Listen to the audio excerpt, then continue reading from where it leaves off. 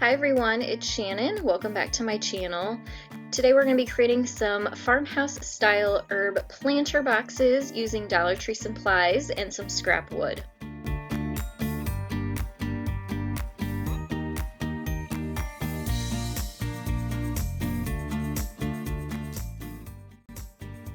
And here is a look at the main supplies that you'll need to create this project. A lot of them are from the Dollar Tree. I'm using 3 bamboo cutting boards, also 2 packs of metal garden hooks. They come in a set of 2. Then I was going to use the self-adhesive hooks to hang them, however they just weren't strong enough, so you could omit those. I'm also using some scrap 1x8 and 1x4. These are really inexpensive and you can get them for $2 and $3 at the hardware store. I'm also using some wood glue, a brad nailer. You'll need a tape measure, pencil, and a sander. I'm using my miter saw to cut the wood here, but you can have your hardware store cut down your wood for you or use a handsaw and a miter box. And here's a look at the cut list that you'll need, broken down by the 1x4 and 1x6 sizes. And this list is for each box, so you'll need to triple this if you're going to make all 3 boxes.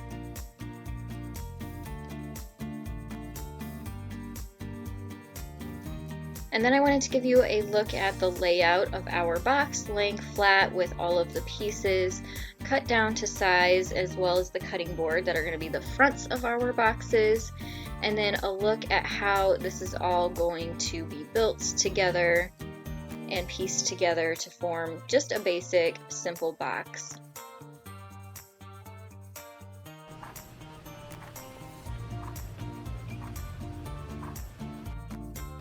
And here I am prepping my 1x6 that is 5.5 inches long, and I'm just drilling some holes in here that will later help us to attach those metal hooks. Now I'm going to do a little bit of adjustments to these measurements later on, and I'll show you that when we get there, but here is just the basic idea of how we are going to use some wire or some zip ties to attach these hooks later on. Once all of my pieces were cut down to size, I took them over to sand them. I'm using 80 grit sandpaper here with my orbital sander, making sure that I smooth out all of the edges and knots and make sure to get all of the sides, tops, and bottoms so they're nice and smooth when it comes time to stain them. I also did a really good job sanding down those cutting boards because they have a clear finish on them and I wanted them to take on the wood stain. So you want to make sure to get all of that finish off. And here is another look at the setup of how we're going to piece this all together. I'm going to be using 1¼ inch brad nails and some wood glue to build it, but you could use nails and your hammer just as easily. So you want to make sure that when you put the side on the bottom here, that one of your sides is flush with the front, and then you repeat that on the other side because the back piece is actually going to fit in and between so that it's sandwiched in there. And once you have it all secured, then you can add your front cutting board, which gives it a nice finished look. And here's a look at the box once it is built and put together, and I'm just going to repeat that for the next 2 boxes.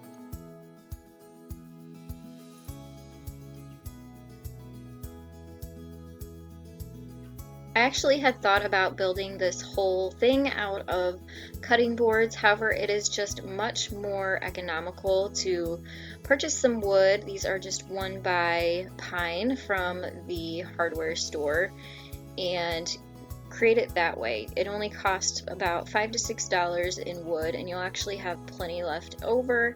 So you could use all cutting boards if you wanted to make this completely a Dollar Tree project, but it's kind of nice that the hardware store will cut down your wood for you and kind of save you that hassle if you don't have the tools to cut it down, or if you're using a handsaw, it just kind of saves you time too. So not only does it save you time, it'll also save you some money to use some pine instead of all cutting boards. But I did really like the look of the cutting board on the front. It really has a nice look with the rounded edges, and it's not too thick and chunky like the 1x's that create the box.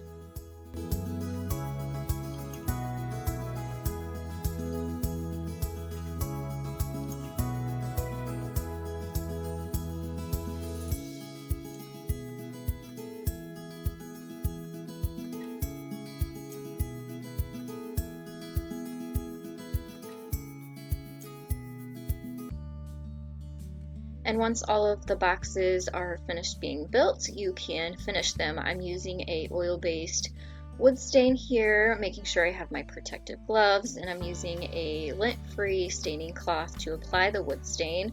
And you just want to rub it into the grain, making sure you go with the grain as you apply it. And since this is an oil-based wood stain, I did have to let it sit dry and cure overnight before I could come back the next day to finish them. And of course, at this point, if you would like to paint them, you can finish these however you'd like.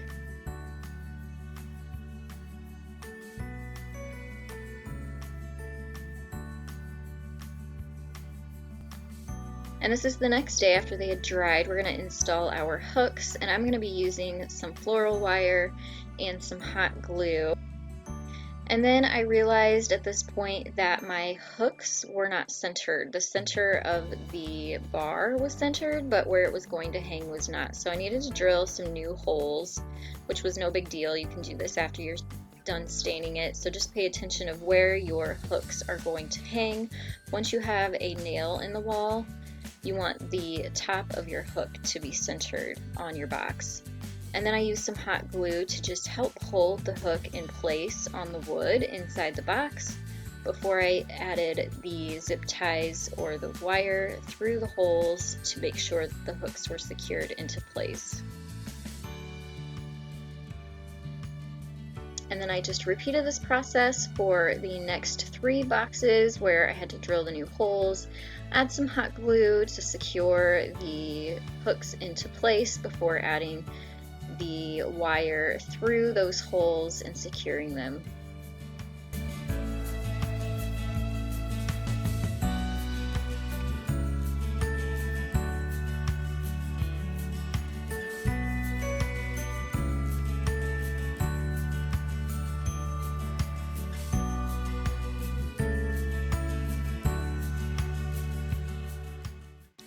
And now that our boxes are built, we can add our design to the front.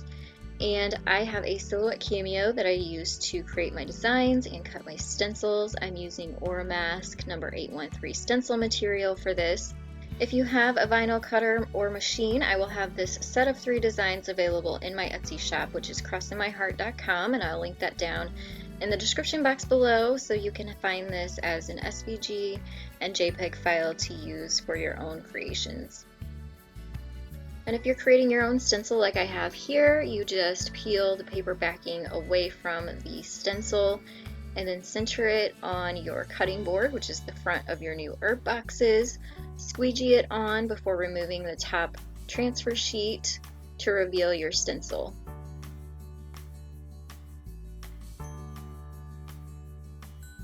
And here is a close-up look at the stencil all ready to go on the front of our herb box. And then I just repeated this process for the other 2 boxes as well.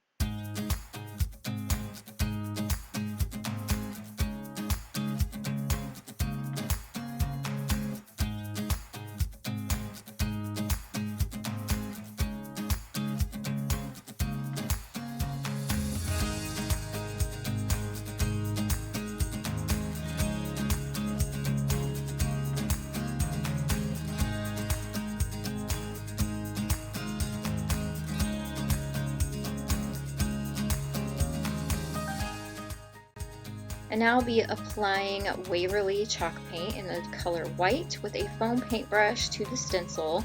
I like chalk paint for stenciling because it's thicker, so it's less likely to bleed. And I also do an up and down tapping motion on top of the stencils, and this helps cut down on paint bleed as well. I added 2 coats of the chalk paint to the top of the stencil, letting it dry in between coats before coming back and removing the stencil to reveal the design.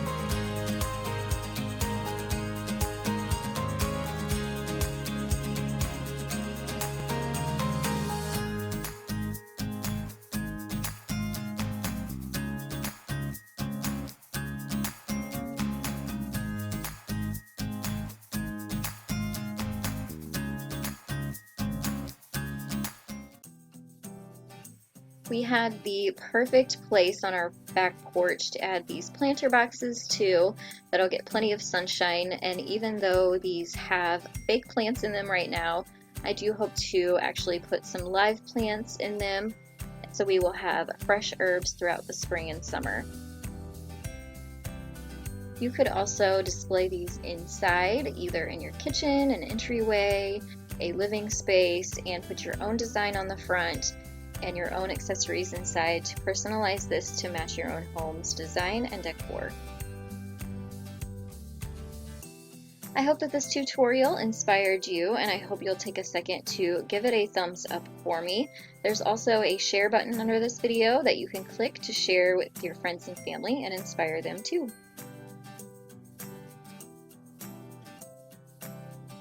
I will also have the link to my Etsy shop down in the description box below, where you can head over and find the designs that I used in this tutorial today.